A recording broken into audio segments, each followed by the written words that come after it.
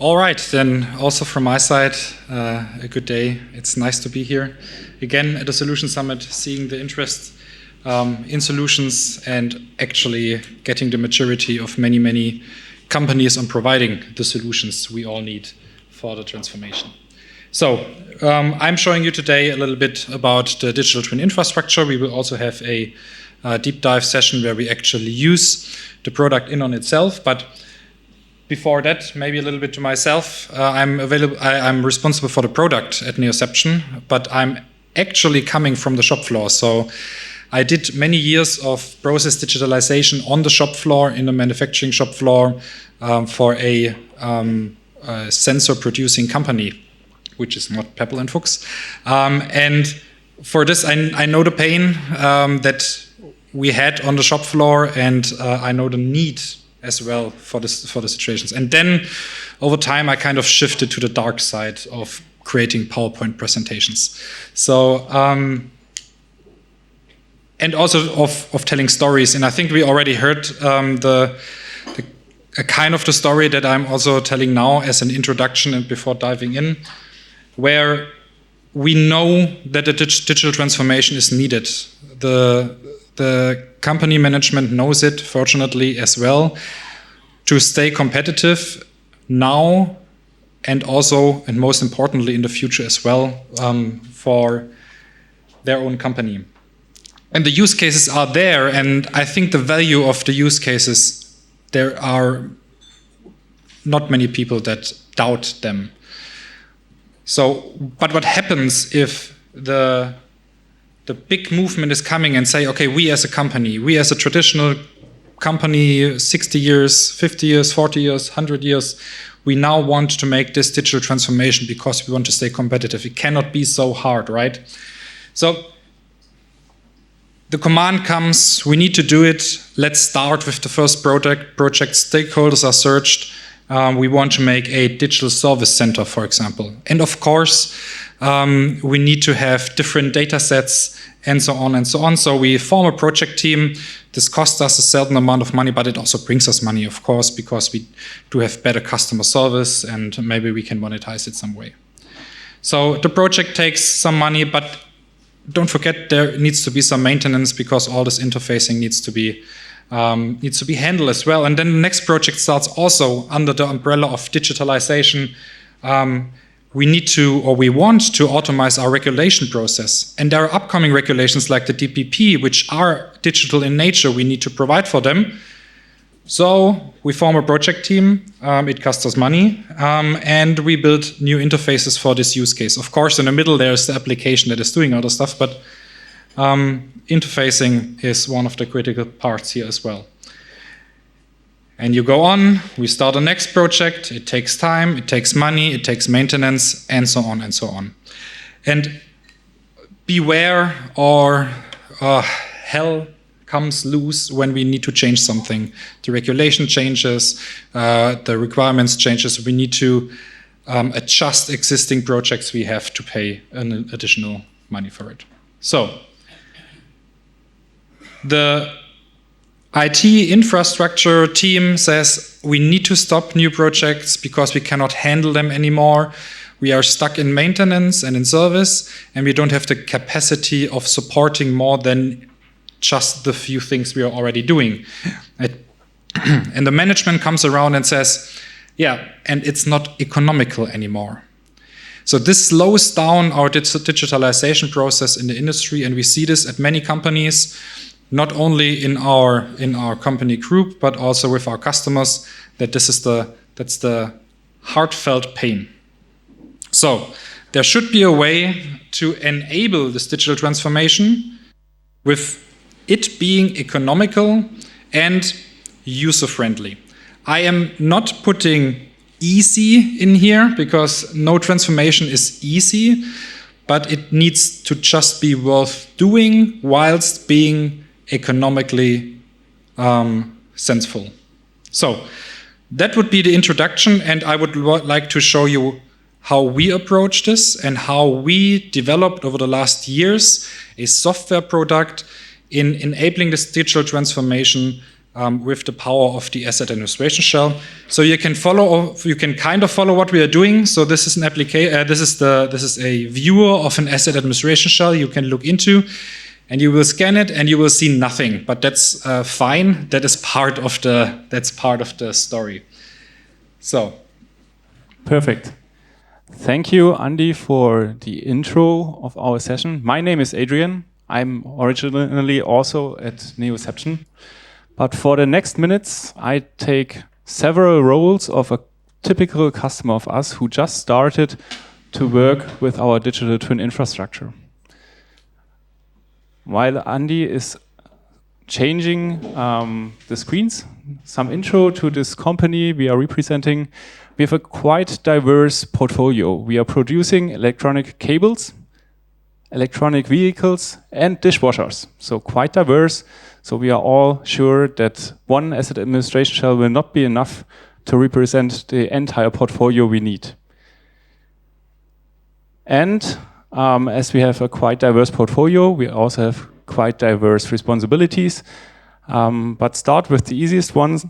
I'm representing at the beginning a marketing role.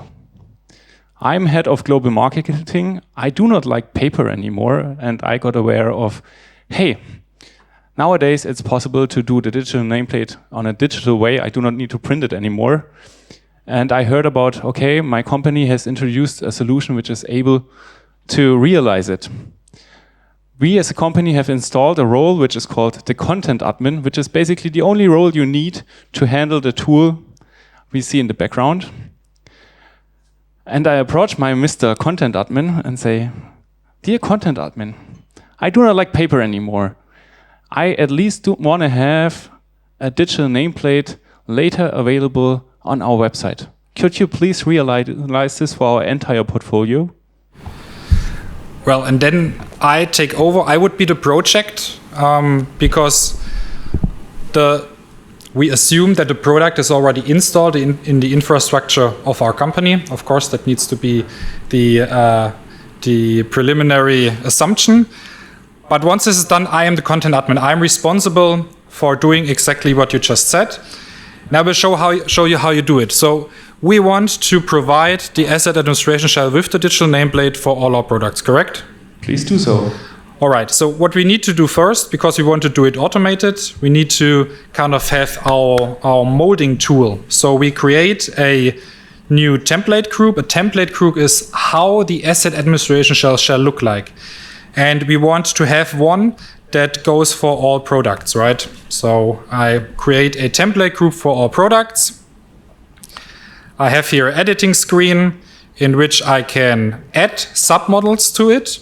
I can add submodels that I uploaded. I can add submodels that I get from the IDTA, for example. And I can add a header. I add a header and I add a nameplate because we want to have a header for the picture and I want to have the nameplate included. And now I kind of have my mold for how the data model of the AAS should look like. But I now need to tell the system when shall this AAS be produced. And for this, I can make a rule for all products. And this rule shall be, it goes for all products. So if the segment of my product does not equal 999. So something that applies to everything. So I have a small rule engine in here. And in there, I direct which AAS in which format should be created for which requester. And as you have seen maybe, when you scanned the code, you have seen this 404 error because there was no template, no automation. If you reload it now, what you will see, you will get the picture of the cable, you get the nameplate for it. But this does not only apply to this one asset, it also applies for all assets our company produces or we represent if I'm on a shop floor and if I want to represent a machine or something like this. If the internet works. But at least there it worked. If I go for a different cable, where is the in? You can also change the asset ID in the top. We have 10 cables in this data set, so you can just play around with it. Yeah. Okay. This looks good, and I mean, connectivity issues in Germany, we are all aware of them. There we go. Don't worry about the internet, but we see the results of all our portfolio has now, within 5 minutes, an asset administration shell. Very easy, very simple to configure, but hey, come on, who are we? This was too simple for our Mr. Content Admin. I take on my next role. I am going to be a product manager. And as a product manager, I always have the interest to represent my products in the very best way to the outer world. Nowadays, if we go to a website, we usually see the smallest compromise between all the product managers to say, okay, which data do we represent with the asset administration shell? We have now the possibility to be much more flexible. And me, as a product manager for cables, I see the differentiation characteristics if I'm able to present the product carbon footprint. So, dear Mr. Content Admin, please, for all the cables, do reflect the product carbon footprint next to the nameplate. Can you do so? For sure, I will make one for you. So, and that's the next thing here with the automation. And I mentioned it before. With the rules I quickly stepped over before, we can now create a different mold, a different template, how an AAS should look like. We do also want to include the digital nameplate, of course, but we also want to include now, for example, the carbon footprint submodel. And of course, we also want to add the header as well. So now I have a second mold, a second template, and I can create a rule for this one as well. And this would be now the rule for the cable group, for the cable products. And in here, I can, of course, add rule operators like and or and stuff like this. And I can add different contexts. And the context I want to use right now is the product segment. So the product segment that your product belongs to. And I think you mentioned cables, so we do use E-class classification. So I think your segment is 27. I assume so. If I'm remembering correct, 27 should be fine for electronic components, right? Yeah, but we can also maybe make a rule where we say it contains electric, then we are sure that it is with your. Let's give it a try. I trust on you. And then we hit on save, and you can reload the page as the creation of the AAS is on demand. The moment you request the AAS, the source data, the template is applied and the source data is pulled.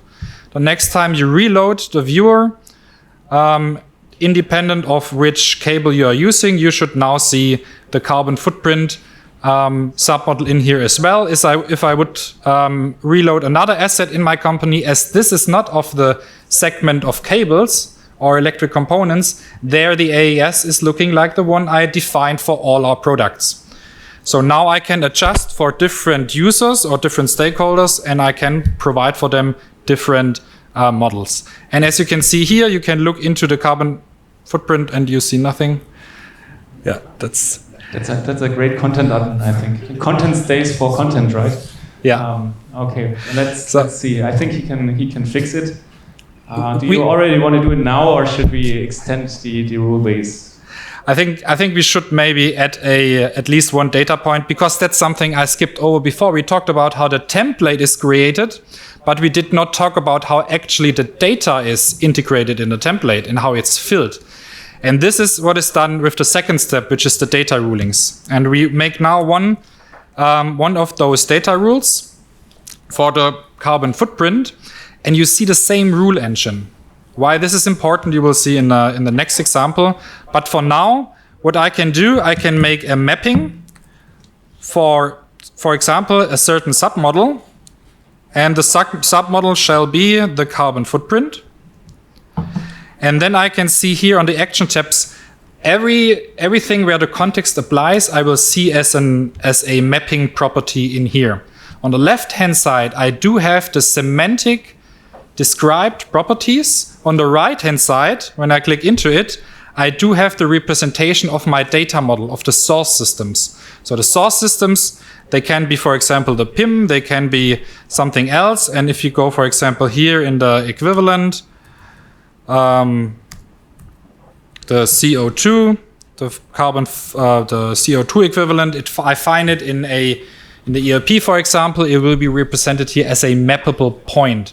So you can imagine it to be all properties or all fields of your SAP, all fields of your database, but only the headlines, not the value themselves, because we want to automate it. And if I now reload the page, because then I'm requesting the AAS again, and then open the carbon footprint again, then I will get this value in here, where I see the most current carbon footprint value. And this is also something, as the data stays in the source systems, if something changes in the source system, the representation or the AAS includes the newest value as well. That's a kind of magic, right? No, just kidding. But it's amazing, right? It's amazing. Me as a product manager, I'm very satisfied. Thank you, Mr. Content Admin. I run to my next internal meeting, which is the sales conference, and I tell all the salespeople, look how specifically we can create asset administration shells. You can share now my cable specifically with a new model to your customers. Isn't this amazing? And what happens? Sales gets curious and says, okay, that was too easy for Mr. Content Admin. I am now the sales manager. And sales is always challenging. And says, if we are so specific with the asset administration shell, and we can actually access all our databases, we for sure have access to our CRM system as well. And me as a sales manager, I'm looking into the future and I see an upcoming sales reorganization. Means the sales responsibilities for my products, for my customers will change. In former times, what have I done? I have sent hundreds of emails, or I ask my salespeople, please contact your new customers to inform them that you are the new sales guy. No matter if the customer is interested at the moment or not, you disturb the customer with the information maybe. So there's no winning point on both sides. Way easier, the customer gets the information in the moment he needs to call the sales guy when he has the product in his hand and ask for help or for documentation or whatsoever. So dear Mr. Content Admin, me as a sales manager, I would have an interest to say whenever the specific customer requests the product information via the AAS, he should also get represented the sales responsible via the AAS. But please be sure that only the customer can access this information and that it is not public, because what happens if a foreign person accesses this information via the QR code and sees the sales contact which is not responsible for him. So please be careful, only the customer who registers as customer has the access to the sales responsible information. Can you do so? I mean, this is like a cooking show, so of course I can do it. Otherwise, we would not show it here. But yes, in general, I can do it as well. I would do it. I would be able to do it in real life, but I can do it now. So what would I do? I could add the submodel contact information, and via the context, I can say only a customer can access it. But I want to show you also the power of the data rules and why we decided to also have actually rules on which data mapping should apply. Because I have here the data mapping for the header. That's why you saw the picture. There's one data mapping already in there. But I can now do an additional data mapping for the header for the authorized persons, for example. And this should apply for sure for the submodel of the header.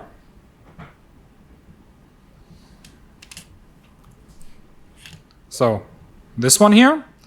But it should only also apply if, and this is something, if you connect your ID and identity provider to the system, you would see there the identity provider properties, but we mocked it here with role equals, and let's say customer. So this would be the role of the one who accesses it. And I hit save.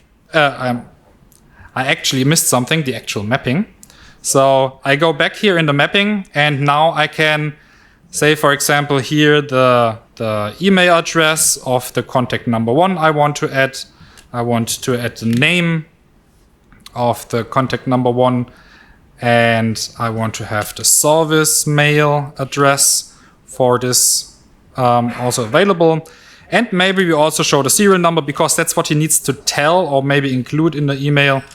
And the designation of the product is in the PIM system. I map it to it as well. Mr. Content Admin. He should also see his picture. Oh, the picture. Yes, the picture. That's good if someone else also takes care of that I'm not doing something stupid. Then I hit save again. And I have a second mapping rule. And if I reload now the cable, as I am not in a certain role, I see exactly the same picture as before.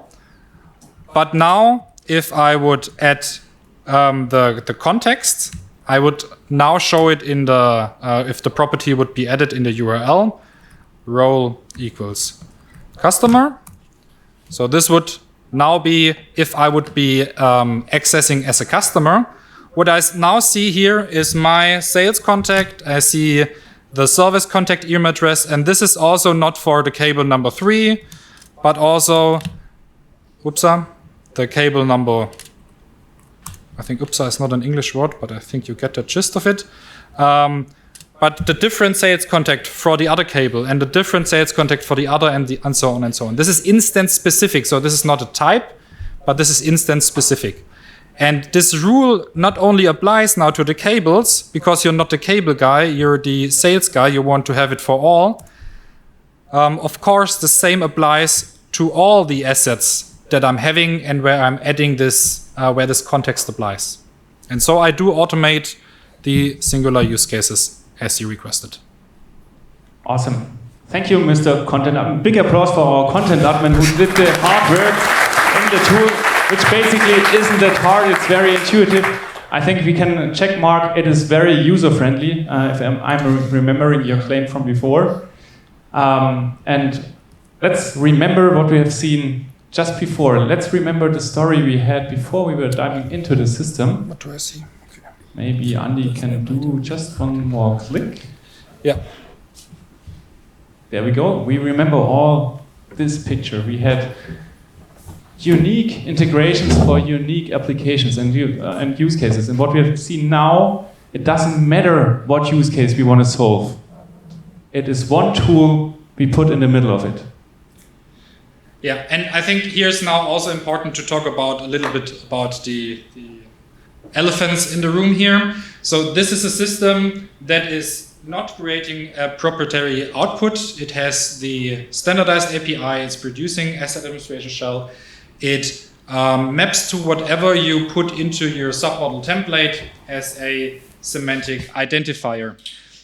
And what it is also doing, it is not storing data by copying it from A to B or storing it in its own area, but it is sourcing them directly from the live systems. What does this mean? The domain users that are using their MES in a daily business on the supply chain and so on, they stay in their domain. And on the other hand, the application developers have an easy access via the AAS to the different kinds of data. So we probably have arised or triggered some questions, and luckily we have the booth later on. You can gladly come there and talk with us about this. Some of the basic questions we get from our customers, we brought with us as the user stories we just brought to you, and let's respond to major ones. So, of course, we are here in an area where we have many educated listeners, and there's also the topic of, okay, now how does the repository, registry, discovery, and so on work into? Because you say you create the AAS on demand, but how does this fit into this ecosystem? And there we do call it the hybrid approach. Why? Because what we're essentially doing on request, we are creating an asset administration shell. Of course, you can always go the path of of accessing directly the AAS that is created the moment you requested it. But when we request the AAS and store it in a repository, we use the tool to automatically create hundreds of thousands or millions of asset administration shells that you want to put in a repository, or that you want to maybe on the end of the production, you want to trigger the creation of the asset administration shell, put it for regulatory requirements into the repository for safe storage of version number 1, and you do have a second AAS registered in the registry, which is pointing to the API endpoint of our software, which is also a repository API, so that you have two AASs. You can either decide, do I go for version 1, or do I want to access the latest AAS? And for the use cases you use in your company, you can always direct to the latest. And for the regulatory use cases or others where you want to do it, you can point towards the repository. So it fits in well for different reasons. And one of the main reasons at the moment, we all know it, what happens if the DPP comes around? Yeah, and this is also something, I mean, you can configure different data models as a content admin. So you can add submodels, you can map the submodels. There is a snapshot application that allows you already now to create them on a trigger and to store, register, and put them in a discovery in the known infrastructure. And as it is a software product which is under continuous development, and with enterprise support, you do have all the necessary future security that the DPP is practically done. Because however it's going to look like in the end, which submodels, which data points, and so on it's going to need, you can configure it as you go and as it is needed. So and the DPP 4.0 as well, of course, because that's all about it. Yeah. Just wanted to say, so basically no reason to hold back anymore with starting. Actually, this is what we all want to do with starting with the AAS because of the DPP, and you're waiting for the final regulations. You can start right now, benefit from all the benefits around the DPP. So we are talking about DPP 4.0 and have the DPP ready whenever it becomes official. But what do I get? We all talk about the software solution, this digital twin infrastructure, and some of the points we already pointed out. The very most important one, it is a ready-to-sell, off-the-shelf product. You can order it today here and you get it tomorrow deployed, more or less. It's not so easy, but in sales talks, it is that easy. You get a proper documentation, no matter if it's a user manual, if it's the interface descriptions, whatsoever what you need. Very important, by considering buying it, the hosting and the operation happens inside your infrastructure. So it's not an as-a-service product originally. We can for sure adapt it, but originally it isn't, because we want that your data is in your hands. So you can deploy it in your infrastructure, in your private cloud. There are just some technical things to consider. There's also a fact sheet we can share with you, and then your IT can read into it. And Andy already mentioned it. What does it mean to be a professional product? It's continuously maintained, it's continuously updated, it's security monitored. Did I forget anything? Update service? Backup service, integrated update service in the software, also in your infrastructure, so that you get if some critical, of the scanning critical infrastructure issues come up, updates are deployed easily also in your infrastructure. Exactly. And then the major question, I just heard a podcast on the way here where somebody complained about everything is there, the values are there, Andy promoted it. The second one, the technologies are there, the tools are there, but how do I start? And it's pretty easy with us. We have our first intro talk today already, so we build up a little bit knowledge about how our product works, and maybe later in the talks we learn a little bit about your domain where you want to install it. Second step, the typical POC step, we have from the product also a trial license, which you can lend for 3 months to build up the first use cases, the first asset administration shells, with which you can do internal marketing, but also customer interviews. We can accompany it with several workshops, everything by a standard price list. Later, when it comes to be more customer specific, like integration concepts, etc. For sure, there needs to be some adaptations from the typical workshop packages, but there is a lot of available from the price list. And later on, also the full license subscription model paid via monthly fee is on a price list. You can later approach us and you get also these information if you need it. But these are the 3 major steps you need to do. And as said, you can start right away. Of course, you can also jump all these steps and directly integrate the solution in your infrastructure. But this is the preferred way for customers normally to approach this topic. Unfortunately, we have not seen any customer yet who jumped the POC step. But okay, I think such a complex topic where you just need to do it. Talking about customers, just short intro, we did not put them on slide. Customers which are using it, we see Pepper and Fuchs here for sure as our mother company, but there's also company Ziel Abeck, company Vago, company Hightech, company Wika, company Lab, and so on, who are already on this product, working very confident with it.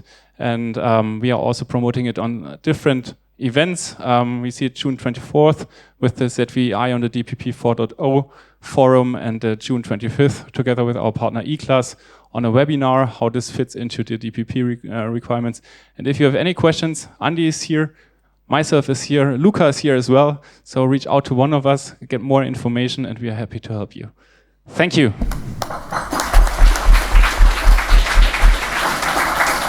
Thank you, Andreas.